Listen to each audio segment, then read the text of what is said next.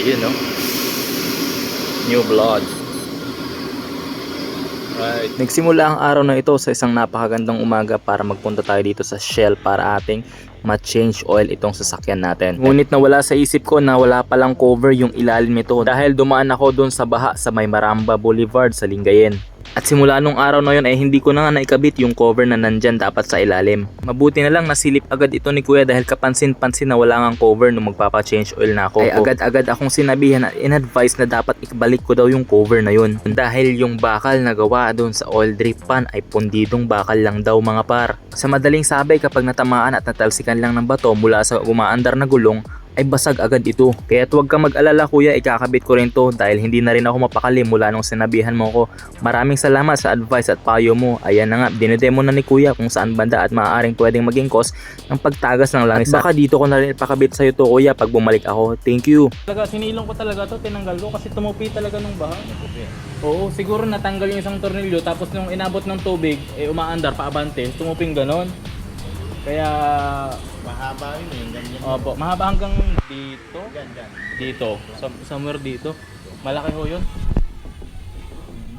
So ito yung langis na ginamit ko mga par. Yes, nakikita nyo yung mga langis na yan ay synthetic lang. At ibig sabihin niya na every 5,000 magpapalit na agad tayo ng langis mga par. Dahil gusto ko lang ibahin yung interval, I think yung 10,000 para sa akin ay sobrang haba na mga par. Well, para sa akin lang naman to at gusto ko every 5,000 naman yung palit dahil kailangan nating dalasan yung pagpalit. Pero if ever na may fully synthetic ka naman na langis ay pwede namang sa every 10,000 kagaya ng ginagawa ko noon. Kaya sa madaling sabi, nasa sa inyo pa rin yan mga par kung every 5,000 gumamit ka ng synthetic at kung gusto mo 10,000 ang palitan mo ng change oil, gumamit ka naman ng fully synthetic. At yun nga pala, kung matatanong nyo lang, dito ako nagpapalit ng langis sa may Shell. Halos tapat lang yan ng Centrum, dito lang yan sa may Robinson's Place, Pangasinan. Makikita nyo agad dito yung Shell. So nag-over sila dito ng change oil services, palit ng filter, linis ng filter, engine oil filter, fuel filter, cabin filter at air filter. And syempre meron ding pagpapalit ng differential oil, transmission oil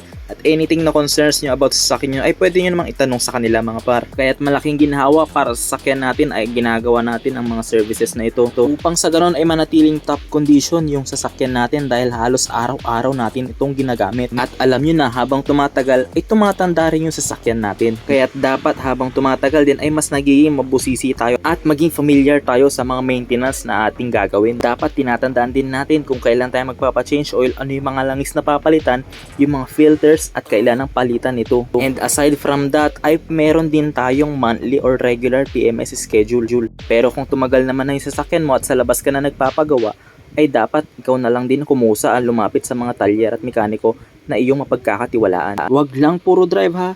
Change oil at maintenance din tayo. Maraming salamat at ingat kayo palagi.